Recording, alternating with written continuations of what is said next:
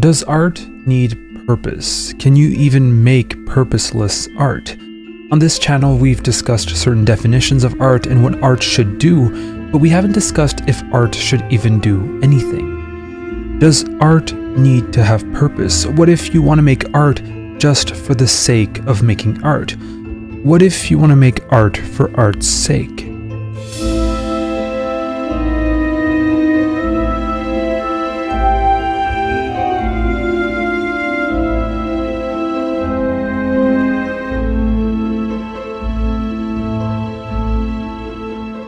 As always, there's a live stream later after this video. Like, subscribe to this channel and to my second channel, and check out my Patreon if you like what I do. Every single patron is in the credits at the end of my videos. Thank you. This is Nocturne in black and gold, The Falling Rocket, completed in 1877 by James Whistler. It was, as you might imagine, controversial for the time. It's almost abstract, though we can also clearly see the influence of Japanese art, representing a foggy night scene of a London fireworks show. Many people at the time didn't get it or appreciated it, including art critic John Ruskin, who would say, "I have seen and heard much of Cockney impudence before now, but never expected to hear a coxcomb ask 200 guineas for flinging a pot of paint in the public's face." Because of Ruskin's influence, Whistler's reputation in the art world and on the art market plummeted, stripping him away from his artistic and financial success. Following that, Whistler sued Ruskin for libel. The fundamental rights of the art critic were at play here, but more interestingly, the painting itself went on trial. For 2 days, it was debated whether or not the artwork was indeed worthy of Ruskin's harsh criticism or not. John Holder, Ruskin's attorney, would question Whistler on how long it took him to complete the painting. 2 days, answered Whistler. Holder then inquired if 2 days of work were worth asking 200 guineas. No, Whistler answered, I ask it for the knowledge I have gained in the work of a lifetime. This saga, though definitely interesting, would be won by Whistler, who was awarded 1 farthing in damages, which is literally 1/1,000,000th of the £1,000 he sued Ruskin for. Whistler would later declare bankruptcy. Now, the reason I'm bringing up Nocturne in black and gold and the whole trial associated with it is because it's been seen as a prime example of the concept of art for art's sake. The idea that there's no need for there to be a purpose guiding a work of art, that the production of the work of art in itself is enough to justify it. Théophile Gautier would popularize the concept l'art pour l'art, saying, "Nothing is really beautiful unless it is useless. Everything useful is ugly, for it expresses a need, and the needs of man are ignoble and disgusting, like his poor, weak nature. The most useful place in a house is the lavatory." Art for art's sake was quite popular in the Bohemian milieu in Paris and would become popular in England with aestheticism, an art movement built around the notion of art for art's sake, or in this case, art for beauty and nothing more.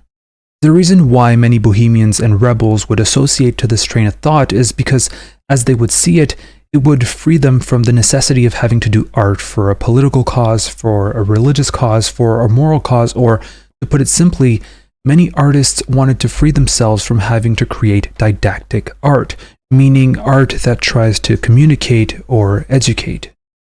Art has traditionally been didactic. We can think of religious, historical, political, or allegorical paintings. Artists wanted to do art for themselves, by themselves, without the pressure to do it for some greater cause.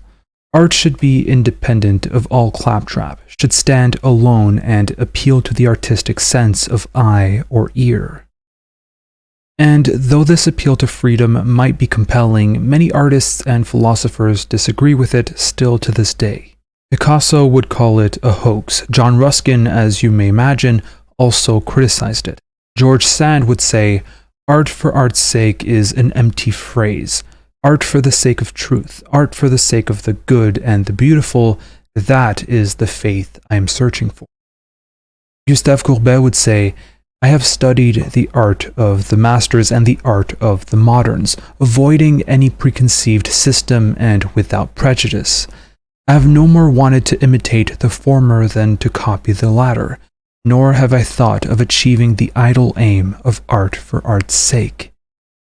In his Twilight of the Idols, Nietzsche would say, "If art is deprived of the purpose of preaching morality and of improving mankind, it does not by any means follow that art is absolutely pointless, purposeless, senseless, in short, l'art pour l'art, a snake which bites its own tail.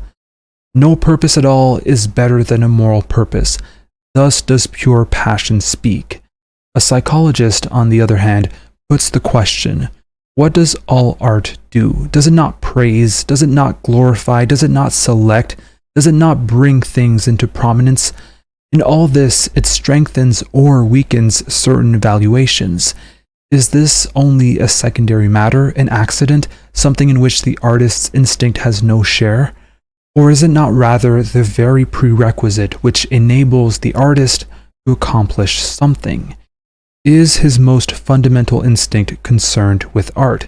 Is it not rather concerned with the purpose of art, with life, with a certain desirable kind of life? Art is the great stimulus to life. How can it be regarded as purposeless, as pointless, as l'art pour l'art?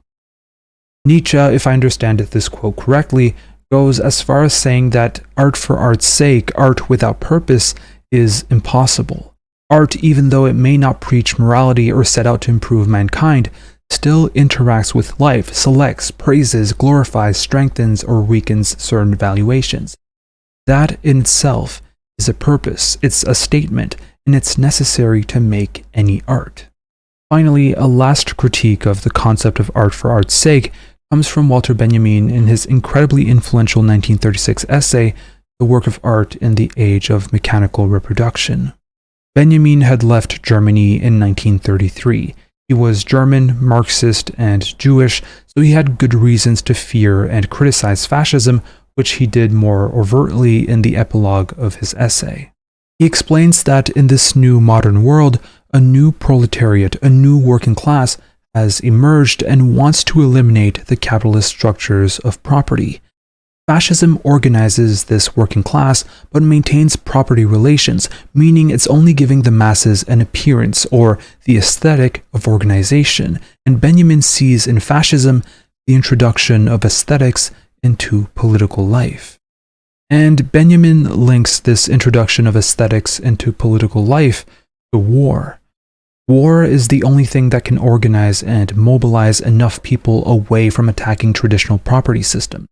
War gives a common goal, it brings the nation together, it mobilizes a people and their resources towards a common goal which, in theory, should bring them power and supremacy. Benjamin uses the futurist manifesto on the Ethiopian colonial war to illustrate this point. War is beautiful because it combines the gunfire, the cannonades, the ceasefire, the sense and the stench of putrefaction into a symphony. War is beautiful because it creates new architecture, like that of the big tanks, the geometrical formation flights, the smoke spirals from burning villages, and many others. And Benjamin concludes his whole essay. Fiat speriat mundus, let art be created though the world perish, says fascism, and as Marinetti admits, expects war to supply the artistic gratification of a sense perception that has been changed by technology. This is evidently the consummation of l'art pour l'art. Mankind, which in Homer's time was an object of contemplation for the Olympian gods, now is one for itself. Its self-alienation has reached such a degree that it can experience its own destruction as an aesthetic pleasure of the first order. This is the situation of politics which fascism is rendering aesthetic. Communism responds by politicizing art. Art for art's sake, as you have seen, can be freeing. It can liberate one from the burden of having to do anything outside of beauty. You can create art without purpose. You can do it for fun just for the sake of making it. The purpose of art can just be art in itself, and that can be freeing in a way. But as we've seen, some might say that this feeling of freeing yourself by not having a purpose, doing art just for the sake of doing art and nothing more, if that is even possible, lacks an engagement with the world, an engagement with life. Making art because it looks cool and nothing more, making art because it's nice, making art because it's art, is absolutely and utterly boring. There is this concept by Marcel Duchamp which I feel beautifully ties in here, and it's the concept of retinal art. Retinal art, as opposed to the art which appeals to the mind, is an art which only appeals to the eye. It's an art that doesn't ask the viewer to engage, it only requires a passive stare from the viewer to appreciate it.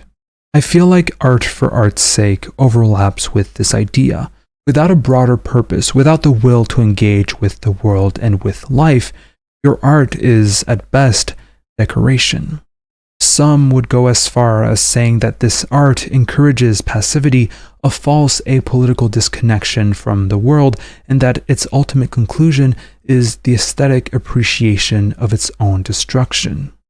If you ask me, and I've said it already, art does need a purpose. Art is, at least to me, a unifying way of interacting, exchanging, communicating different experiences, thoughts, ideas, and visions of the world. Through my own experience of looking at a work of art, I can be challenged not only by the work of art in itself, but by the ensuing conversations about that work of art. There's nothing more stale, superficial, and boring than a purposeless work of art, a work of art whose only purpose is to simply be a work of art. My purpose is more than to simply be a human. The purpose of my videos are more than to simply be videos. And the purpose of my Patreon page is more than to simply be a Patreon page. It's to support this channel, which, if you enjoy, you can do on patreon.com/thecanvas. Thank you as always to Mike Wex, Roman Brandel, and every other patron who already do support me, and again, see you later today for the stream. Thank you.